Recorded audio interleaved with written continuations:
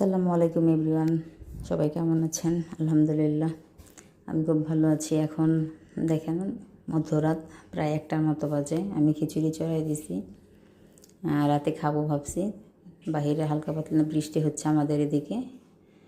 এই তো ভাতের চাল আর ডাল দিয়ে খিচুড়ি বসাইছি, সাথে 2 রকমের সবজি, টমেটো আর ফুলকপি দেওয়া হয়েছে, সাথে পেঁয়াজ মরিচ এখনও দিইনি, সাথে পেঁয়াজ, একটু আদা রসুন বাটা। এই তো দেখেন ঘুটঘুটে অন্ধকার রাত। তারপর আমার খিচুড়ি যখন বলক আসছে, এইভাবে বেশি করে পেঁয়াজ আর রসুন সাথে শুকনো মরিচ দিয়ে এভাবে ভেজে নিলাম, লালচা করে গোল্ডেন ব্রাউন করে ভেজে নিয়ে এটাতে বাগার দিব। যাই হোক, আমার খিচুড়িটা কিন্তু অনেক বেশি টেস্ট হয়েছে। আমি আরও আগে রান্না করলে পারতাম।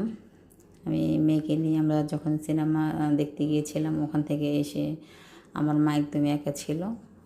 মার কাছে যে গিয়েছিলাম, ওখানে গিয়ে কিছু সময় বসলাম, গল্প টল্প করলাম। তারপর আমার ঘরে এসে তো রান্না চড়ালাম, যার জন্য বেশি দেরি হয়ে গেছে। সাধারণত আমি রাতে রান্না করে অভ্যস্ত, কারণ আমার মেয়ের যখন কলেজ খোলে বা কোচিং থাকে, ওই টাইমে আমি রাতেই রান্না করে রাখি। যাই হোক, আমার খিচুড়িটা কিন্তু অনেক বেশি স্বাদ হয়েছে। আপনারা এভাবে ট্রাই করে দেখবেন, ভীষণ মজার। আতপ চালের চেয়ে ভাতের চালের খিচুড়ি বেশি টেস্টি। আচ্ছা, সবাই ভালো থাকবেন, সুস্থ থাকবেন। আল্লাহ হাফেজ, গুড নাইট।